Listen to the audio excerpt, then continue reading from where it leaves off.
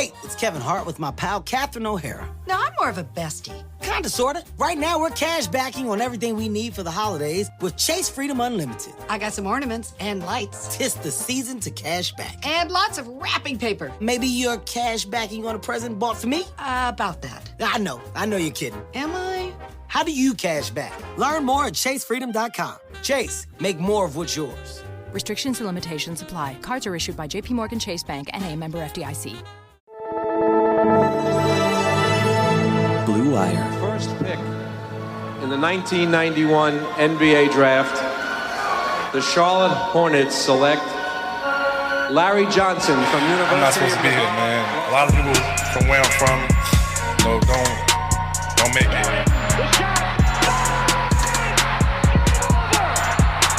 Charlotte, we're back. All right, what is up, Hornets fans? Welcome back to another Buzz Beat. We are a Charlotte Hornets podcast. If you want to learn more about our private podcast feed where you can get ad-free episodes, early access to episodes, and exclusive content, please visit buzzbeat.substack.com. I know that Richie's doing some stuff over there. I know our good friend and co-host Lee Branscombe has got I don't know if it's a bi-weekly column or a weekly, but it's Every 10 games. Every 10 games. Thank you. So, but it is a good, if you just need to parachute in and get an update of where the Hornets are this year, which is probably where most fans are, right? If you're watching every night, I salute you. I'm not doing that. Yeah.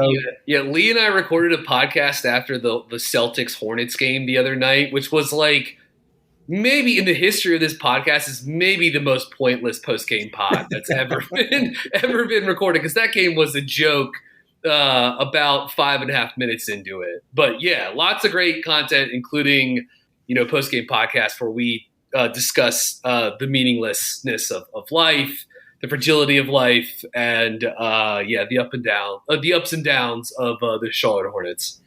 BuzzBeat's not a big enough podcast enterprise to have a spinoff podcast, but this would be the year to do it. Just hey, we're going to talk about social issues and maybe some different teams around the league, just something to take your mind off this season. Yeah, I'll talk to Richie about that offline. But Spencer, for years I've dreamed, considered at the least you and I doing a Virginia basketball podcast, and given they are yet to lose this season, as we're recording the night before they play James Madison. Knock on wood, but this maybe would have been a good time to have done a deep dive on the Cavs this year. Well, you never know what the future holds. Yeah, it's been a fun year. Let's. I guess before we jump in, and I guess I'll tease the audience before we bore them with college basketball talk for a few seconds. On tonight, we got a few listener questions. We'll start with those. We want to talk about some kind of where the trade landscape is right now with the Hornets. It seems pretty obvious that unless they're stupid, they're going to be a seller this year, and I think there's going to be plenty of buyers. The West is busy with teams that can at least talk themselves into being real contenders, and then just kind of bounce around on some big topic: who's been good, who's been bad on the team. Mostly bad, obviously, but. Well, BG, yeah. So your full-time job is college hoops. So what do you got? What do you got on the ACC? It seems like a 5-team, maybe 6-team league this year. It seems pretty bleak in the middle and the bottom. Yeah, it's not off to a good start. I think there are reasons to be fairly optimistic heading into the season. It just has not. Certainly, UNC losing 4 straight now. When they were considered to be the league's top team, has not been good. Louisville's been arguably the worst Division I basketball team, winless, 0-8 Louisville.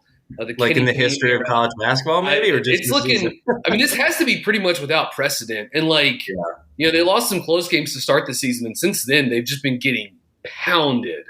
So it's really not great, but it's one of those things where because this has become so transient now, and you can build up and destroy rosters quickly now with the transfer portal. There's a real opportunity for in year one of a new coach to really do some damage. We saw this with, I guess it was year 2 for Steve Forbes at Wake Forest, but Louisville brought back a lot of guys from last year's team. They got Brandon Huntley Hatfield in the transfer portal from Tennessee, who's a good player with some pro potential. I know Lee likes him a lot too.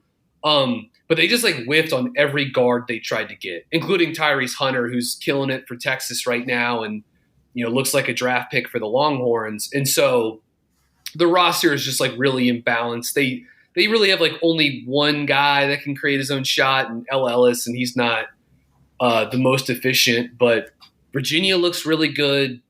I think Duke looks pretty good, not quite fully formed. And I don't think this is they're not the team of a year ago at Duke, but Duke looks good. And when they get fully formed, Dariq Whitehead, in the mix, this is a guy who's 3 months removed from foot surgery on his right foot. Mm-hmm. But Whitehead is a guy that we'll see once the draft rolls around. We may have to be thinking about him with regards to the Hornets. If they end up if the Hornets end up picking in the 4 to 8 range or whatever, but he's had a really tough start to the season, but you want to be patient with him. Kyle Filipowski's looked awesome. He's been the best. I think Kyle Filipowski's been the best player in the league so far. I would say Reese Beekman has been maybe 1A, 1B with Filipowski, but he's been awesome. NC State's a little interesting. I think they're I was sort of higher on them than the consensus before the year started. Bad loss, not a great loss to Pitt last week, but Terquavion Smith's having a nice season. I think he's made some strides as a playmaker. But overall, the league itself not looking real good outside of Virginia, Duke, Virginia Tech, I guess Clemson, maybe NC State. So I don't know. And then obviously you have teams Florida State and Louisville are combined 1-17 on the season. It's wild. That's crazy, man. And Florida State, that, and maybe with Louisville, there was a lot of uncertainty, but Florida State, you just did see this coming. Cleveland's back, the point guard's back. His name's escaping me right now. Caleb Mills and Jalen Mills. I do think that, and that's been shot. But look, they put up a real fight at Virginia. They did. It was really close. And actually, they did some, that was, look, Reese Beekman is, in my opinion, he's the best perimeter defender in the country. And has been the best defender in the ACC for at least 2 seasons now. But he didn't have his best A1 defensive game against FSU, I didn't think. Darren Green got him on some movement threes. Jalen Morley got him on – Caleb Mills got him on some drive-bys and some shot fakes. It was not his best. And, I think the thing with FSU is just stuff snowballed. It's Baba Miller, who is supposed to be the best prospect on that roster, the NCAA – suspends him for eligibility issues for the first however many games. And look, they're also missing, and Miller wouldn't help in this regard, but they just haven't really found a point guard to replace Trent Forrest. Right. 2 seasons ago, it was they went with the Raekwon Gray, Scotty Barnes hybrid, and that worked pretty well. They were awesome that year. And, those guys are pros, and Scotty Barnes is a, really impressive young player in the NBA. And then last season you saw it where there was sort of point guard by committee. Mills is probably a little overcast as he's more of a combo than a one. But they just don't – it doesn't feel like they can really Matthew Cleveland's a good player. Jalen Morley's had a tough start to the season but is a decent prospect. Darian Green can really shoot. Mills can get hot and score. But they just don't have someone to constantly bend the defense. Yeah. Run pick and roll, get them into their stuff.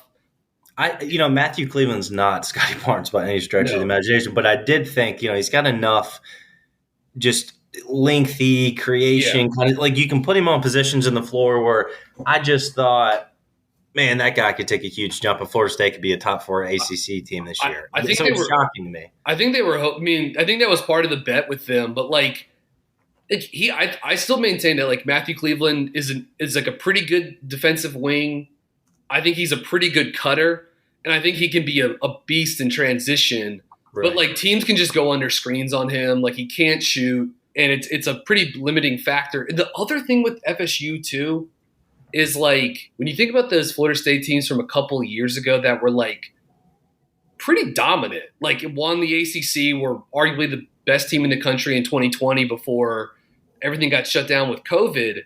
Like, yes, they had incredible personnel. Devin Vassell, Trent Forrest, Raekwon Gray, Balsa Koprivica, Patrick Williams. Like, Devin Vassell is like a very good NBA player already. Some of those guys are carving out careers for themselves in the league too. So they had talent, but the way they switched and flew around on defense, it was just so, there were some games you could kind of get them out of. You could speed them up.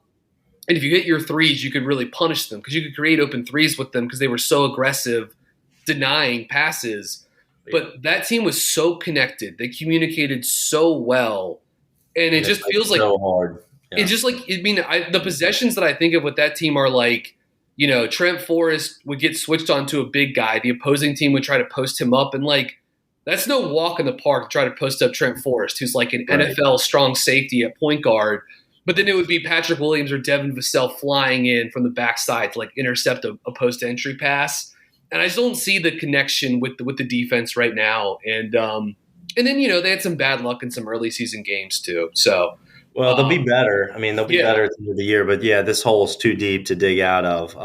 Yes. I haven't seen much of Duke. What I was going to say, I was going to try to watch them tonight. That Iowa game's tonight, right? Yes. It's 9:30 start up in the Garden. We're recording this on a Tuesday the 6th. Tuesday night, yeah. And the Virginia, I mean, my only comment, you and I have texted about it, but, I just think the transfer portal has treated them well. That Vanderplas from Ohio has given them a dynamic they needed, just be able to stretch the floor. He's got he's a good outside shooter. He's kind of got a quick trigger for a big guy, which is a kind of a closing space problem for defenses.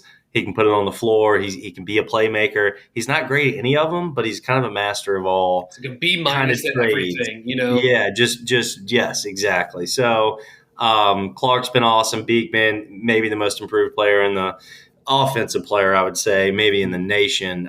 Defensively, you wouldn't know this the last few years. I mean, you would know this, BG, but most of the nation wouldn't know this, but he's always been elite defensively. Incredible. And now it's just he's playing with so much confidence. He's got the quickest – I mean, he is like an elite corner or something in the NFL. Just how quick his hands and how quickly his closing time is.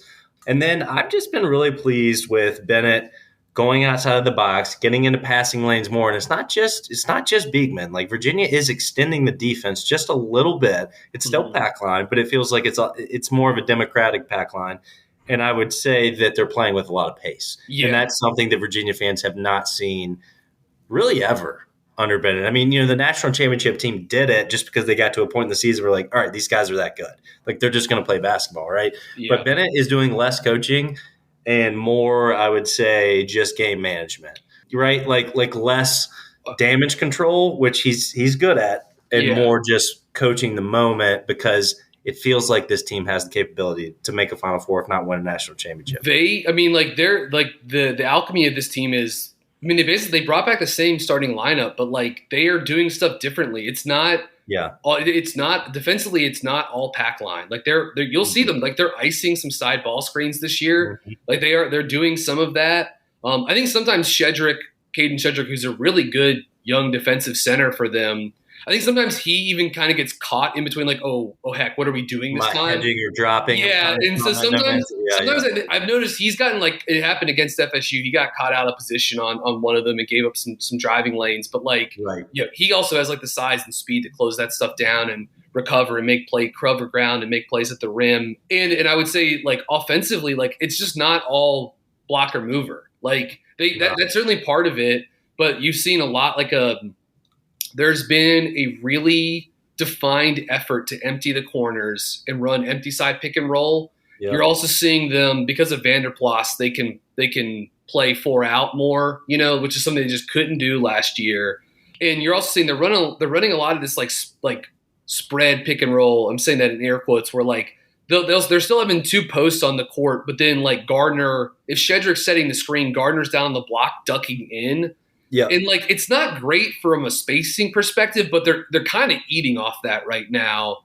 And they're getting they're getting enough shooting from Franklin and Clark and Beekman. And to your point about Vanderplas, like I do think I shouldn't say he's like a B- in everything. I think he's a B- in a lot of stuff. He might be like a B+, A- passer for like a power forward.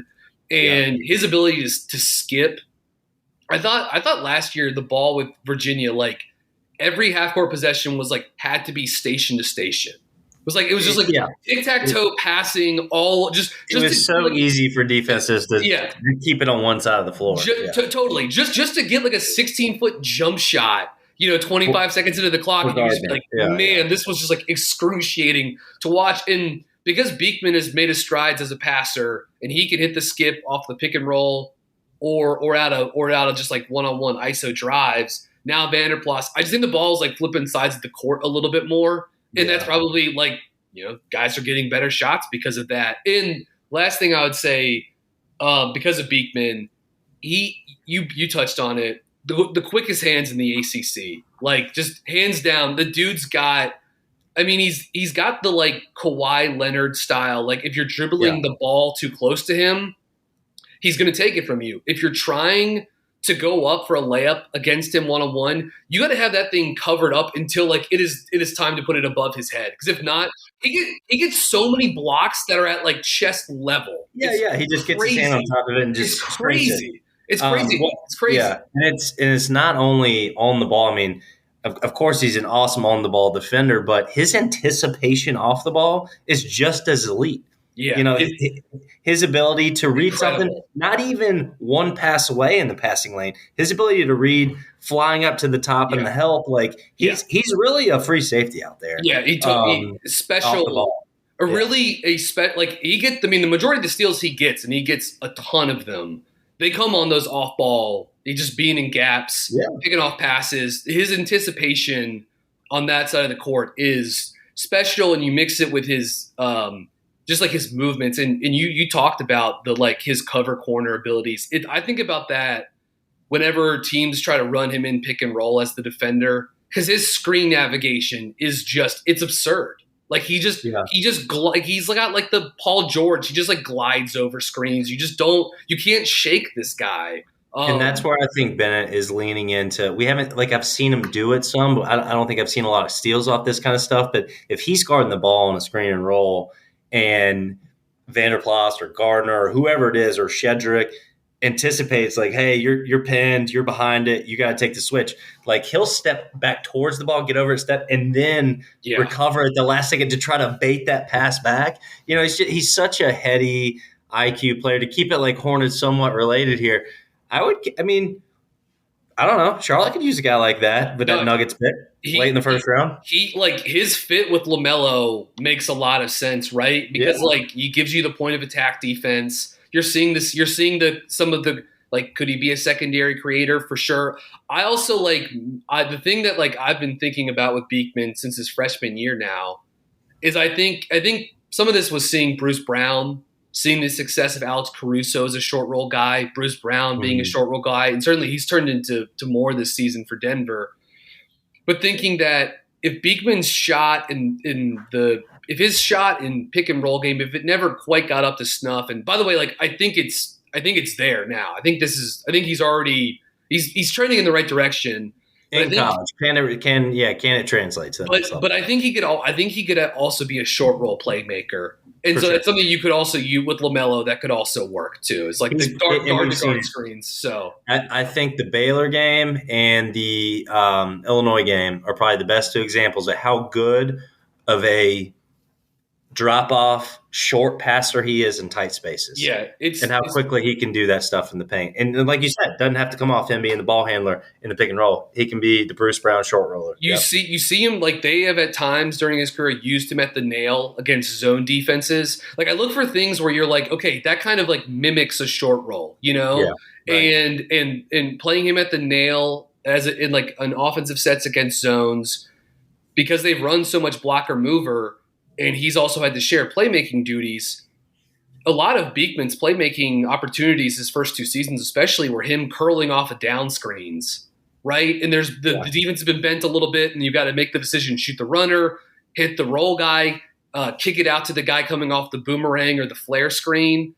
And so I think some of that sort of tight, quick, short space decision-making has the ability to translate perhaps into short roll playmaking on the next level. But I don't think I'm wish casting that either. I mean, I think that's like a legit thing. But all right, Richie is gonna crack up when he hears this. But the only last thing I'll say is we need now that college hoops is upon us, we need a name for this segment. So I'm open to send us recommendations, ideas. When we talk college hoops, probably going to be mostly ACC hoops, but send us some ideas. We'll bounce this segment off every now and then. But Brian's right. Richie's going to roll his eyes.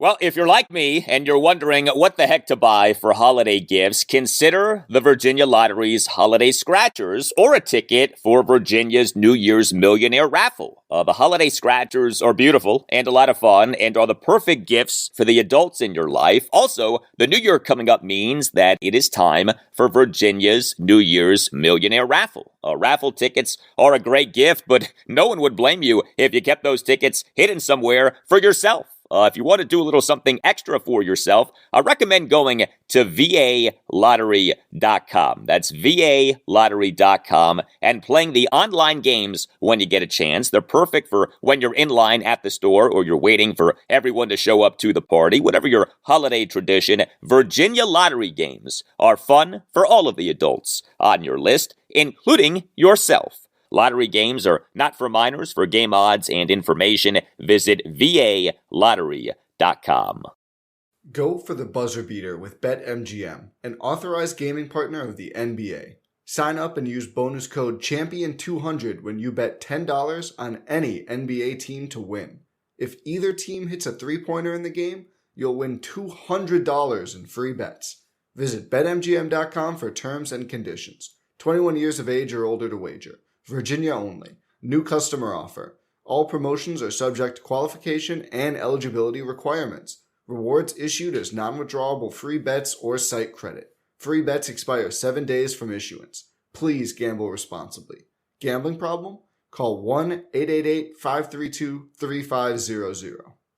So why don't we get into some of the talk? Let's actually talk some Hornets here, and let's get into some of They are still an actual basketball team that plays in the NBA, so we will discuss them. All right, so first, want to jump into a listener question. This came from Substack. If you have the Substack app, which is now available for all Android users, you can send us questions or chat about the Hornets with your phone. We received a lot of questions from James S. this week, and here's what he asked. The first question's about Miles Bridges. I think we can skip over it quickly, BG. It's a legal situation. I know the case has been pushed back. I don't have anything to add. Do you have really anything to add at this point? No, not since this summer. No real updates. I mean, Richie and I recorded after the arrest of Bridges happened. I think I speak for all of us here. We certainly condemn what Bridges did. And I maintain my belief. I don't want to see this guy play in a Hornets jersey again. We've tried to not talk about him so much in terms of basketball. We've tried to keep it to sort of life away from the court. Now at times we've had to veer into discussing the roster in a way to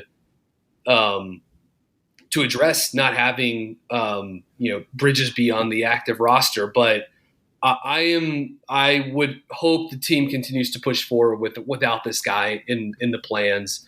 And as far as where he sits, I just can't speak to the legality of where his case is being held currently as far as Bridges goes. Yep. Agreed. Well, we'll jump to the second question then. I think it's a good one. What is the realistic minutes target for Kai Jones at the backup four is the end of the question. But, he has been getting more minutes recently. Yeah, I'll let you start with this one, BG. I regretfully have not seen a lot, probably not 50% of the Hornets last 4 or 5 games, so I've missed out on some Kai Jones. But what are your feelings about – I would imagine these minutes go up as the season continues to move on, but what do you think? That would be the hope. I mean, a couple of weeks ago – Lee and Richie and I recorded a pod where we talked about this. This was a game or two into this recent stretch of Kai Jones being a part of legitimately a part of the rotation. And it started with Kai initially getting the 7 to 8 minutes out of a game that had been earmarked for JT Thor, right? But because he showed some good flashes and because the season is lost completely, he started to play a little bit more. There's been some fluctuation, but we're now looking at the span of the last 2 to 3 weeks, 8 games. Kai Jones has played 14 minutes a game. In some of those games, he's been above 20 minutes. Some of those games, he's been closer to 10. So again, small sample, fair amount of variance, but the way he's playing right now, if anything, he's only going to continue to play more, to your point, Spencer, especially as the season as it trends further into what is self-evident that should happen, which is that this team is bad, LaMelo's hurt, they should lean into a tank, period. And part of that would be playing the young guys more. So I would love to see Mark Williams, who's played only 13 minutes for the Hornets so far this season. Like anytime, you want to bring that guy up from Greensboro to play him a little bit more against actual NBA competition would be great. But part of that is also playing Kai Jones more. He's stuck behind PJ right now, and PJ is going to play. I think there are opportunities to play those guys more together. That's something I talked about the other week as well. I think there's some stuff you can obviously do with those two guys to kind of like juice the offense and give Kai a real role. Because the thing that I'm seeing with him now as a limiting factor is less the defense and more, well, what's he doing on offense in the half court? Which is right now the plan is he just crashes the glass, he sets the screen, and that's mostly fine. But if you're going to lean into his development, there needs to be a couple possessions per game where if you're not running it for him, like he's part of it. There's something for him there that if the play gets to its second or third progression, well, then you snap into the action for Kai. But I've been of the belief if you play him with PJ, that allows him to be the screen and dive guy. It also, you can run the offense through PJ and at the elbow and turn Kai into a cutter. And I've said this before previously, I think I would borrow some stuff that New Orleans does for Zion to get him coming out of the corner and getting him downhill while having another center on the court. If Kai's playing with Nick Richards, who's had a really nice season, or Mason Plumlee. But I think he'll start to play more. I think one of the ways to get him more playing time, certainly though, will be if and when there's a trade for Plumlee, if and when there's a trade for PJ, which is not, I'm not advocating for a trade for PJ, though. I think we're going to discuss some of those hypotheticals later in this pod. So I think that's the obvious pathway, but just making sure Kai knows that like the team appreciates the energy that he's bringing, the positive attitude that he's bringing, the playmaking at the rim that he's bringing, and just continue to give it to him and try to expand his role and give him, I think, more definition in terms of what you're looking out of him in the half court, instead of just crash the glass and get out in transition. Yeah, which he's been really, really good at. Like he has, I was just looking it up. I mean, he's got 11% offensive rebound rate this year. That's super good. It's like 80th percentile of his position. So, the things, to your point, that he's being asked to do, he's doing them well. The offensive numbers, effective field goal percentage, all that stuff, just turn your eyes away. But nobody expected that to be good right now. I mean, I don't have a ton to add from what you said. I think you nailed it. I would certainly love to see experimenting with him at the 5. I know there's not a lot of those opportunities right now with Nick Richards and Mason Plumlee and PJ Washington. It's like, where do you even find those kind of minutes? And you brought up right at the end what I was going to mention is that, hey, late February, early March, we might have a lot of opportunities to try Kai in a lot of different situations because this roster could look very, very different due to trades. But yeah, I mean, I would say right now, 15 to 20 minutes a night is probably, a pretty fair shake. And then let's just see what happens at the trade deadline. Yeah. But I am happy and encouraged that they're forcing him on the court right now. This is, we've litigated this to exhaustion in the past, but you spent a first round pick. You traded a first round pick. We'll see how that thing gets conveyed, by the way. Like we'll see. But to your point, like, I mean, it's protected in a way, and Charlotte's path is headed in a way where it's like, maybe not. Yeah, we'll see. But to your point, I mean, it In theory, though, it's like when you made the trade, you did it expecting to spend first round pick, right? Yes. Yes, you're correct. The Hornets might get a decent. There's a ways to go. But yeah, there is. Yeah. Well, the other thing I would say just quickly about Kai is like you're looking at this team. They obviously need to rebuild, and luckily they were able to find some young guys.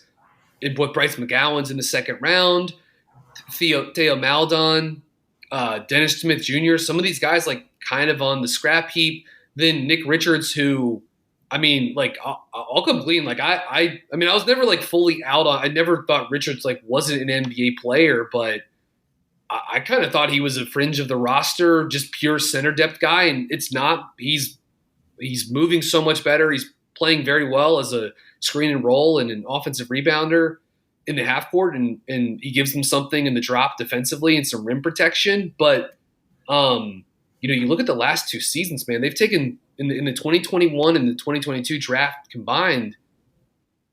They had two top 20 picks in 2021 with Book Knight and Kai. They had two top 15 picks in 2022. They traded one of those. And Jalen Duren, who's looked very good for Detroit. They passed up on A.J. Griffin, who's looked awesome for Atlanta. Passed up on Tari Easton, who's looked awesome for Houston. They drafted Mark Williams. He's played in 3 games.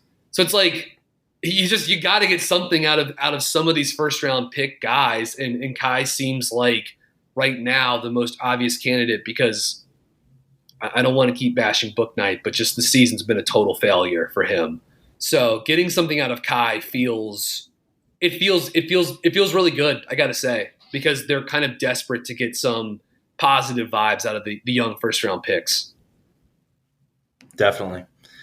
All right. So the second part of this or third part of this question, I guess, was what is Clifford's aversion to playing PJ at the 5?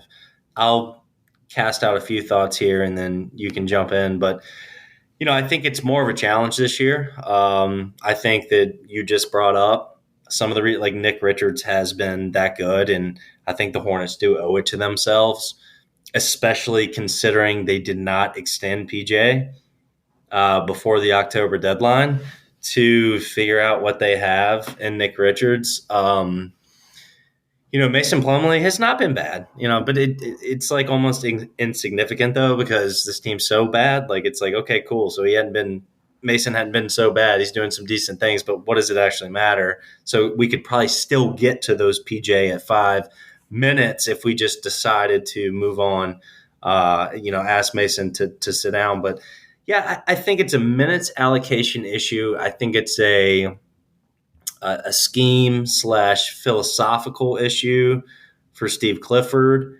I think we learned over the past few seasons that James Borrego would get to that PJ at 5 look as quickly as he could. And it was pretty consistently efficient in terms of, differential, how efficient it was, on both sides of the floor. When PJ was playing 5, the Hornets were almost always on the positive end of that.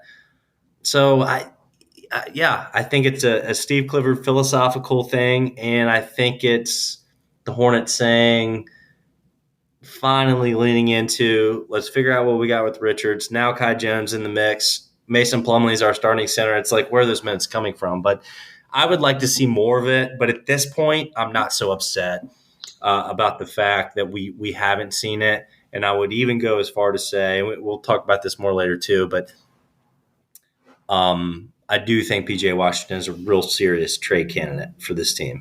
Yeah. Yeah. I mirror your thoughts for PJ. I mean, like, I think it comes down to 3 things. One, because they haven't had LaMelo and Gordon Hayward's missed a lot of time. Dennis Smith Jr.'s missed a fair amount of time. They need like half-court offensive creation. And I'm not the biggest fan of let's run action at the elbow through Plumlee, but it does give them some kind of hub to start offense from, right? And to get guys cutting around and get some movement. So there's that. You mentioned the scheme part of it. Like, drop defense is their base defense. And that's something you can't, like, PJ's, has played some drop during his NBA career, and he's has a 7'3" wingspan, but he's 6'7", and like when you play him at center, or pardon me, when you play him, like the way when he's at center, the way you set up your defense is he's probably going to trap, which those have always been a disaster for Charlotte. Not because of PJ, just because the rest of the personnel. You switch or you play zone. Yeah, you owe it to yourself, in other words, if you're going to play that kind of scheme, to be aggressive. Yeah, exactly. And that's not Clifford's. He's not going to lean into that. And like the other one, and maybe we're starting to see the tide change on this a little bit, but it's just, especially with Gordon hurt. But I think it's tougher to get to the small ball pieces, and with Cody Martin hurt too, which is like if you're going to play small, you need pace and length and athleticism and aggression on the wing. And, you need different guys to create mismatches for you in the half court offensively. So you've missed a hub of offense like Hayward that can go to work against a bunch of position types. Martin is a guy that isn't like an A+ defender or a stopper, but is a winning play type defender, scrappy, do the dirty work, put out fires, be versatile and hustle on that side of the court. Certainly no. I mean, again, we don't like talking about him in these terms, but Bridges was a huge small ball piece for the Hornets the last couple of years, and he's not playing for them. And so I do think they've missed, like they're out some of the wingy pieces. I think the hope would be that as the year continues to like go down this path, that you would play Kai Jones more with PJ, you'd play JT Thor more with PJ. So if you're willing to go to that, some of that stuff, you've got McDaniels, McGowan's. There are ways you could do this, but I do think they're missing some of that stuff. I just come back to the belief that this team literally last in the league in offense, bottom 4 in half-court offense. It is crazy to me that they haven't tried it more. Despite all, I mean, we can list out all the reasons why, but for a team that is so starved for offense, it is a little surprising that they haven't gone to it more. Yeah, I would agree, and hopefully one of the reasons is they are actively trying to beat themselves. It doesn't always feel like that, but sometimes it does. Yeah, you're right. I mean, they're like competitive enough where it's like, what? Yeah, but yeah, sometimes you would like to at least hope, right? But yeah, just as you went, as you were wrapping up there, McGowan's, Thor, all these guys that we know have potential, but we just don't know enough about yet. Cody Martin, he just got re-signed to a very fair deal, but like, there are ways for the Hornets to get there. I feel strongly now it's not going to be with PJ Washington, because if they didn't extend him, it's just like they kind of have to trade him now. Like you have to, right? So, but there are pieces on this roster and young pieces that allow you to get to those kind of looks. So maybe we'll see that with Clifford one day, maybe not, but it's a true holding period. It feels like right now from that sense. All right, BG. Well, let's transition into some trade talks here and just kind of bounce around a few players that we feel are likely or more likely than the rest of the roster to be moved. Let's start with PJ Washington, probably the obvious candidate at this point because of his ability to shoot the outside shot, because of his ability to be versatile defensively, kind of do a little bit of everything on the floor. And let's start with the Lakers. They've gone on a recent surge. I think if you identified one thing on the roster they need, it's shooting and perimeter defense, wing defense, and PJ Washington seems to check a lot of those boxes. What are your thoughts about PJ on that roster? And then maybe I can give some thoughts about what a deal might look like, and you can. I think he would be a great fit on that.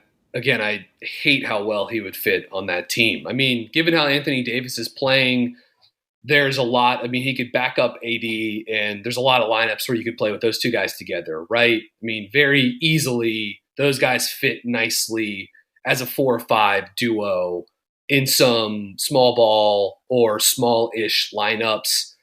It helps with the defensive versatility. He helps with the team defense. He gives you some secondary rim protection. He opens the floor with his shooting, and I don't think he would be relied on for much playmaking, but he has shown some ability to attack closeouts. He's shown some ability to face up and score. He's shown some ability to post up versus switches or play make from the elbow. So he'd give them he would be there for his defense and for the shooting. That's what gets him. That's what gets him in the door. but he could also maybe give them a little bit of like a pinch of offensive creation, at least in the regular season, I suppose. So I think he would fit. I think he would fit pretty well for them if the Hornets were, in fact, looking to move him and looking to move him for whatever the Lakers have to offer. Yeah, it's super interesting. I mean, I agree with you. I was thinking about this today.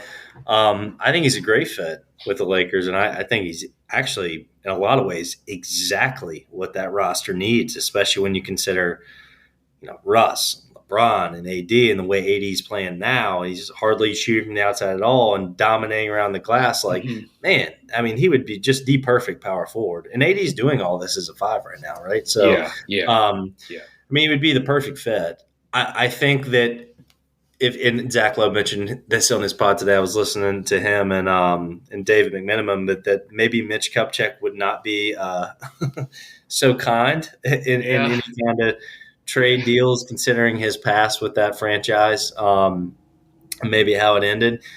But I just think if you're the Hornets, that's where the Lakers have leverage, right? It's like, well, he's a restricted free agent, so you hang on to him because he's just an expiring contract to you. If you didn't already extend him, you're probably not going to in the offseason, right? Because somebody's going to outbid you.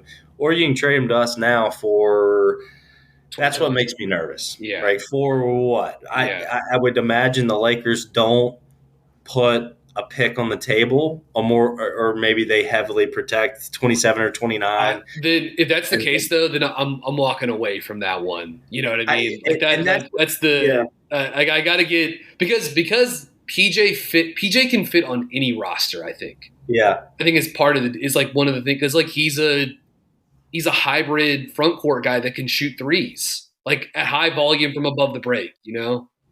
And that's a good point. But I think that it would be a very interesting standoff because he would fit on most rosters in the league, but there's one roster that's most desperate, right? So who's going to win that staring contest? It's like you guys can say whatever you want, but if you really actually think you're contenders now and you really want to benefit in some way from what's left of this LeBron AD window, then like stare. So. And that's what – I mean, this is like a whole podcast, but that's what's so frustrating about not extending PJ in the first place. You could have extended him and then still traded him. Yeah. Right? And then he would be that much worth – you would have – whoever is trading for him would have him under contract for that much longer. But the fact now that he's effectively an expiring contract to you, but you have to trade him and his bird rights to a team that – they're not just going to trade him as not a young player like that. Like if they're taking him in, they're seeing him as like a long-term piece of the roster. So it's a very frustrating and kind of convoluted situation from both ends. But that's also two things. One, I think a couple weeks ago, Lowe was even someone who floated this, where I'd be curious to know your thoughts about any hypothetical that sends PJ to Golden State, because it's like the Warriors can't afford to extend him, right? So it's like, do we just take all of those hypotheticals? I think you can build a couple like kind of interesting hypotheticals to send PJ to Golden State, but I just don't like what do they do? Like they have so much money tied up long term in a core already. Like they already have way too much money parked on the books going forward, probably. So I don't see how you bring PJ in and are just like, we'll pay him $15 to $20 million a year too, on top of Jordan Poole, Andrew Wiggins, Draymond Green, Steph Curry, Klay Thompson. Like unless you moved one of those guys or a couple of those guys or whatever, I guess. But man, with a team like that, I think it would have to involve like a bigger contract from Golden State and from Charlotte for that matter, and like that would almost be like a Draymond metric, because I just don't, like, to your point, I don't see how Golden State, and maybe they would, like maybe Jacobs like whatever, like I'll pay $100 million, like a $1 billion in tax money, like maybe he will, but I would see Golden State being like, we're going to treat this as a rental, and let him go into restricted free agency, which then is just like a DiVincenzo and like draft compensation for PJ, which if I'm Charlotte, I'm like, okay, I'm not that interested. I think I saw a couple people float like PJ versus Wiseman, and like that can work salary wise, but like I just don't. The value proposition of that is weird because like I think Golden, like I need more than James Wiseman for PJ Washington. I just do. Like I got to have something. There's got to be a little bit more attached to it. Like you just sent this guy to the G League, right? Like I need a little bit more than. I agree, BG, but this is the whole problem when you don't just extend a player, because you've already shown your hand. Yeah. Yeah, well, and I mean the other thing I was thinking about this over the weekend, and maybe earlier this week. I almost texted you about this too, which is and look, you can do this. Every team can do this with a couple of players every few years, but just seeing what Malik Monk is doing in Sacramento, and let's just say about 2.5 years ago in the summer of 2020, when Malik was, COVID's happening. Malik had just been reinstated after his suspension.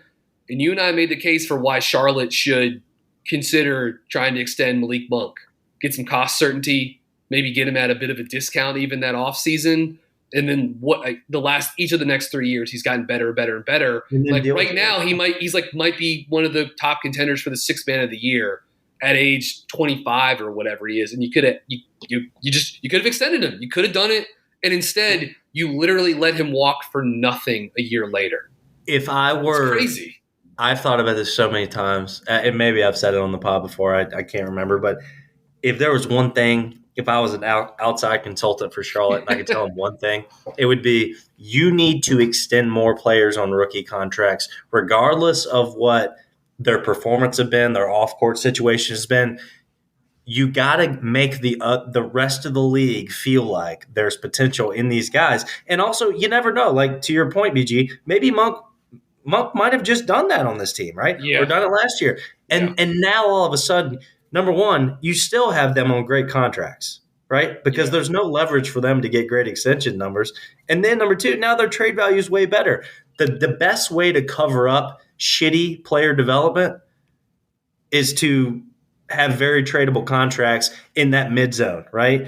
Cody Martin number, $7 million, $8 million, $9 million, $10 million.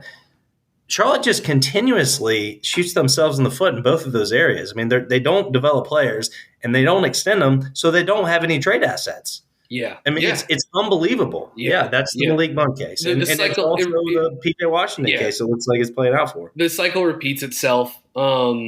It's like seeing what Caleb Martin has turned into with Miami this season as well. It's like another guy that you let walk out the door. I mean, I don't think any of us were this. Again, I don't want to like make the case for. At no point was I saying that, the Hornets have to bring back Caleb Martin, but man, it's another guy you brought up. You brought him into the league, and now he's gone to another team and it's just hit another level. It's just invest in something. If it's not going to be player development, then invest in really creative salary cap tactics. Even if you don't like the guy and you don't think he's a fit for your franchise organization, whatever. Yeah. Sign him on a low number and trade him later. Yeah. This is not rocket science, but are there any – are you going back to the Hornets and the Lakers? Are there any other hypotheticals? I mean, like there's a bunch of guys on Charlotte's roster. Maybe it's a little bit, maybe less if Hayward's hurt. But I mean, Terry Rozier makes sense as a trade candidate for them too, does he not? In part because there are ways to get Rozier that don't include having – like you could get Rozier for what? Kendrick Nunn and Pat Bev? I think that works money-wise. Those two guards and the 2029 or 2027 first-round pick for Terry Rozier, who's got some runway on his contract if you're interested in that. I know the shooting hasn't been good this year, but we know he's a proven shooter the last 3+ years. So I don't know. What do you think of Rozier or any of the other guys on Charlotte's roster? Yeah, I think maybe Rozier, with the Lakers. Yeah, I think Rozier would be the next guy, discussed behind PJ.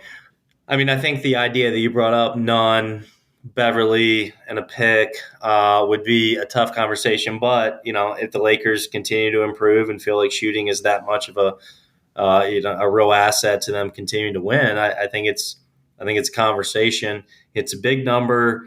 the Lakers would end up, I think, I don't have it pulled up in front of me. I think they would still end up taking on more salary there. Yeah, definitely. So the Hayward thing, he's not playing. There's been all these weird reports. Like, I just think he's going to be really hard to trade. I think it's too much. I think there was there's the chance if there wasn't a window of time, I think the possibility existed. Like, if he's healthy the first 50 games this season and he's playing well and things are really going, like the Lakers are semi-competitive, but things with Russ just like completely have boiled over. It's like maybe the possibilities exist, but that's a tough needle to thread. And because that exact scenario hasn't happened, it feels so unlikely that this is like possible. Yeah. I would say if I had to like prioritize those three guys, I would say PJ Washington is the clear like trade that is most likely to happen a month or month and a half or maybe even 2 months prior to the trade deadline because of his contract situation too. Yeah. It's like the Hornets are behooved to do that too because literally the clock's ticking. He's more valuable today than he will be tomorrow. So I think the Lakers is a good fit.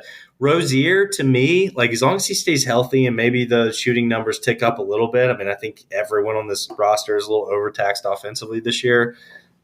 But I think you can trade that guy at the clock because of his one elite utility. Shooting. I think that, I mean, I don't want to speak for both of us, but imagining him on a contending roster, he's going to be a better shooter. For sure. Right. For sure. But like, so I think, I still think you can, it's a big number. Yes. But there are a lot of teams that will be looking to buy, I think, at the trade deadline. And if you consider there's going to be anywhere from 7, 8, 9, 10 tops teams that are selling, like that's advantageous for Charlotte, right? Yeah. Like you can sell a guy like Rozier because of his one utility.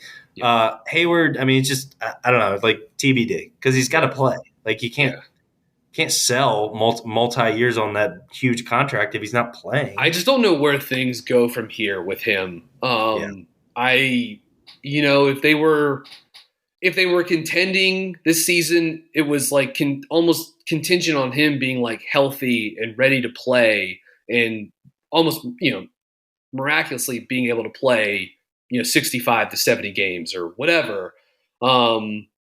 It's tough to think of a scenario where that would happen and then they would also trade him. It's like if you got that much games from him, you probably would be at a level as a team where I think you would misread the room and say, well, we can make the play in or whatever. We got to hang on to this guy.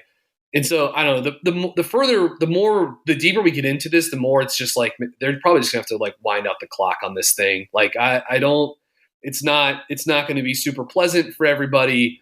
If he's not traded, next season could get really weird. Just having him like there, just like around. I don't think this is the kind of contract that you want to stretch or whatever if and when the time comes. I mean, maybe they could do that, but it'll still be a semi-big number parked on the books going forward. So I don't know. It's just going to be a weird situation with Gordon going forward. And I talked about this, I think with Lee or Richie a couple weeks ago too, Spencer, but I'd be curious to know your thoughts on this. Like, what do you feel about maybe not a lot of chatter this offseason, but at least some talk this offseason and preseason coming into it saying the Hornets were going to have a plan to like rest Hayward, right? And then I'm not even trying to like I don't even want to go too far into some of the conflicting reports about whether the shoulder was healthy or not, or how ridiculous it would be for a team to try to get a guy like that to play, just given everything happening around his health history and where the team is in terms of its overall trajectory. But it is a little disappointing, right? That there was no actual plan for this guy, right? In terms of like load management. It was just like, oh, he's healthy. He's going to play and play a lot. And then when he's not healthy, then he's probably sitting. And then you're getting nothing from it. He's just parked there. You can't trade him. And he's not helping you win basketball games. I don't know. Do you have any thoughts on like kind of how the Hayward situation was handled in general, or is that maybe even too big of something to get into it as we're in like the ninth inning here on this podcast? I think I can buzz through it pretty quickly. I would take that as a load management. Like, we haven't seen a lot of Hayward the past few seasons anyway. So, like, as we ease our way into the season, yeah, he's going to get nights off. That's what I heard Clifford say. Yeah. I didn't hear Clifford say we were going to give him nights off in the first 20 games of the year, right? Yeah. And but it's like, well, but that's what, I mean, then it's not going to work then, you know? I hear you though. My opinion would be like, and this isn't Hayward's fault. Like, he get hurt. There's nothing you can do about it. But like, you just don't earn the benefit of the doubt to get nights off or to be managed in that way when you're not available in the first place very consistently. Yeah. And when you play on, when a small market is paying you that much money, we need you to play basketball games. And he was earlier in the year. Yeah. He was playing. And I my take would just be like the Hornets were kind of riding the hot hand, and did they get carried away and play him too many minutes early in the season and try to stay in the hunt as MJ and Clifford would naturally do? Yeah, maybe they did. But, at the same time, that we're not talking about LeBron James, right? Certainly not. It's Gordon Hayward. Like, sorry, man, we're paying you $25 million a year. We got a game. We got a game tonight. Yeah, that's fair. That's fair. Yeah, I don't know, and but yes, I would say if I'm a PR person, like, looking back 2020, I would say, I don't know, Steve, maybe I wouldn't have said we were going to load manage. Yeah. Maybe that's not going to land real well. When the team's 7-17. Okay. Last thing here. Are there any thoughts or any hypothetical deals you like for two of the veteran expiring contracts on this roster, Mason Plumlee and Kelly Oubre? Yeah, I mean, we talked about Plumlee. I think we talked about the Clippers with him. Yeah. Kind of racking my brain on other landing spots. Yeah. The Clippers make some. It makes some sense. It's like tough to find the guy. Yeah. Who it would be. I mean, they have so many wings, but like, would you do Plumlee for Robert Covington in like a second round pick?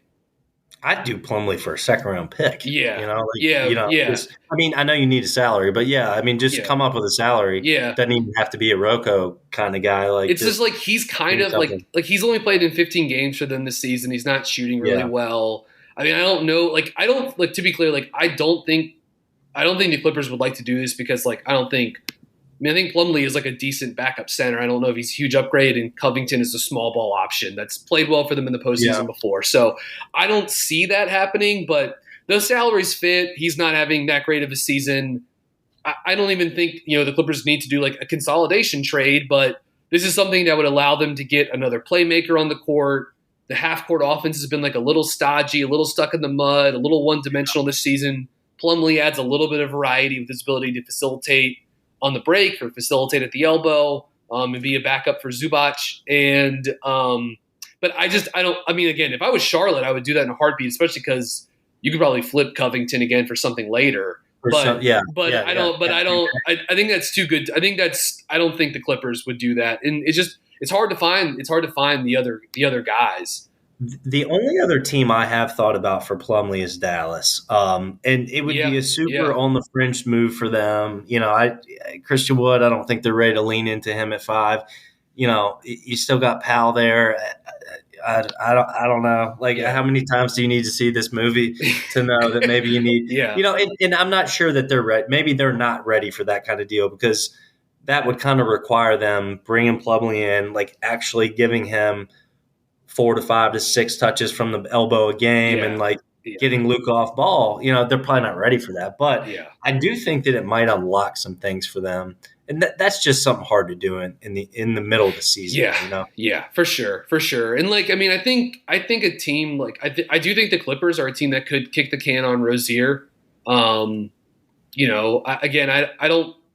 don't know. Again, it's hard to see them parting ways with any of these wings because they're pretty valuable. Yeah. But it's like you can build something that's like, Morris and Amir Coffey and a pick for Terry Rozier. It's like that just dawned on me though. Like, why wouldn't Dallas kick the tires on Rozier? I mean, he would help them out them out Like quite a a bit. Hardaway Rozier swap with some stuff. Yeah, that would make some sense because like he give him another secondary ball handler. I mean, he's not Brunson obviously, but Dinwiddie's given them something on the ball. Rozier could give you something on the ball. There's a lot of ways you could use Rozier with Doncic. So I don't know. That's something to consider. And you have like the wing defenders around, like maybe a Rozier Doncic backcourt defensively is just like not tenable for the postseason. Yeah, that's true. So that's something to think about. But yeah, I agree. Like offensively, it has a lot of potential.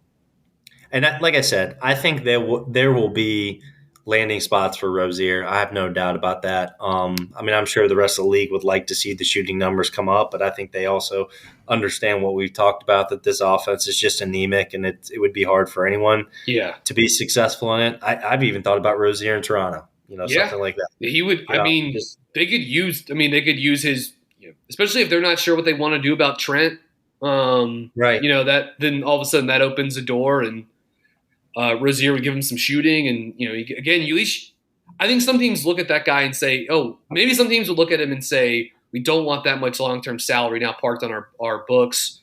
I could see some other teams saying, no, we like Terry Rozier a lot. We like the shot making. We like the move and shooting. We're happy to have him into his early 30s on this with his contract. I don't think every team and GM in the league looks at that and says that's a problem. I think some of them would, in fact, might look at it as a positive. To me, if you've got ball creation on your roster, a good amount of it, like more than one option, and above average wing defending, then just like put those teams into a bucket, and those are the teams that Terry Rozier needs to. That's why need to be thinking about him for. That's why Toronto is like a little interesting too. Like you sort of touched on it too, at least in terms of like the defensive wings on that roster, and the fact that they also have guys like Van Vliet and Siakam that can create with the basketball, and you can get Terry off ball and that type of stuff too. So maybe they don't quite have like the movement half court side to side that really like makes Rozier sing as a weapon. But and I continue, and we can wrap up here, but I continue to think that there might be a deal out there for Kelly Oubre. I kind of, I don't know. Like earlier today, I was just goofing around and I was like looking at, are the Bucks looking to add at the deadline here? Like their roster is so good, they're excellent, but the offense is middle of the pack. And look, maybe Middleton just solves that when he comes back. And they're for a lot of reasons they're tough to work a trade with, but I don't think if Oubre's a guy that really like fits their defensive system either. But I don't know that it feels like they could use a splash offensively on the wing that could help pressure the rim a little bit and maybe give them some other additional creation. So maybe Oubre, but I don't think so because of the fit defensively and because they're like the assets they have to trade are just like pretty limited. What about Memphis for Kelly Oubre? Just like a team that, just like, David Roddy's nice. I like him. And Dylan Brooks is going to be out there and guard the opposing wing's best player, but like just somebody that is not going to be overtaxed defensively, and then just come in and take some open shots. Yeah, play off of Ja. Maybe give you some drives, give you some shooting, give you the occasional pick and roll. So I mean, like again, I think there's. It's just I will be curious to see if he's moved, what that looks like. Because I don't think everything Kelly Oubre has done offensively has been like smoke and mirrors this season, though I do think he's getting, he's making the most of a situation, which credit to him. But, Kelly Oubre is not someone I don't think is really like driving winning with his basketball. So you'd be taking him on as a flyer, so. He needs to be in a winning culture. He needs to be the 6th or 7th, 8th guy. But yeah, I mean, I agree with you, man. Like he's better in, it sounds weird to say, but he is better in like standstill situations, like where he either catches and shoots or he stares down, his defender's like, oh, I can actually take you. As long as I can get to my left hand, like I can actually get into the paint, either get to the line or get off a shot, in a dangerous area. So I have been pleasantly surprised with Oubre. It's not a different Oubre. It's the same Oubre, right? Like he's playing the same way. He's been a tick more efficient, but it's just not something I saw coming. So it is kind of – and to answer your question or add to what you said, I really think that maybe that's the one guy the Hornets should be most desperate to get off of, just because it seems like such a low cost, easy trade to make. Like, come on, here's a spark plug, 6'8", 6'7", whatever, offensive guy that just give us something. Yeah, right? If you could get firing contract, it could be that and a blah second round pick, and consider that like a small victory on the margin. Last thing I would say too, like if PJ is not dealt with the deadline, I'll be curious to see like what the restricted free agency market looks like for him this offseason. I'm not like opposed to Charlotte, depending on other things they do at the deadline, especially if someone like Terry Rozier is moved or whatever. Like, I'm not opposed to them bringing PJ back, because I think maybe you could, like, he could be part of the core going forward, or like you might be able to trade him down the line too. You know what I mean? So, but I think that'll just depend on certainly what the market looks like for him this season. And I mean, I don't think, PJ's not getting a max, but it only takes one team to throw a, $85 million, $100 million contract at that guy. And I guess then what do you do? But, I'm with you. I'm not opposed to him being brought back either. I just think that like you've shown the league kind of what your intentions are. And sure. You tell him in the offseason, if you don't trade him, go bring us an offer. Yeah. And I know he will. I'm not bullish on the fact that Charlotte will actually have they have plenty of money. They can match whatever they want. Right. But I'm not bullish on the fact that they would, because everything's coming at a premium this summer with this new deal coming down the road. And so teams are not just looking at this summer; they're looking at 5-6 years down the road. They're like, we can overpay. So it's a short-sighted. Whatever, we've already talked about it. It was a short-sighted decision when they didn't extend him. Yep. This was fun. Anything else? No. Thanks again, everyone, for joining us today. We appreciate the support. And we ask that you, if you like our pod, to give us a 5-star rating and review on Apple Podcasts or wherever else you listen to shows. That really does help us out. Thank you to, again, everyone who listened in and for put up with our ramblings on Virginia basketball to start the podcast. Spencer, it is wonderful to see you. It was a lot of fun recording this with you. And we will see you guys next time. Go Hornets. Mary redeemed a $50,000 cash prize playing Chumba Casino this year. I was only playing for fun, so winning this was a dream come true. Chumba Casino is America's #1 social casino experience. It's serious fun. With over 80 casino-style games to choose from, you too could win life-changing amounts of cash. Be like Mary. Log on to ChumbaCasino.com and give them a whirl. That's ChumbaCasino.com. No purchase necessary. Void where prohibited by law. 18+. Terms and conditions apply. See website for details. The voice in the preceding commercial was not the actual voice of a winner.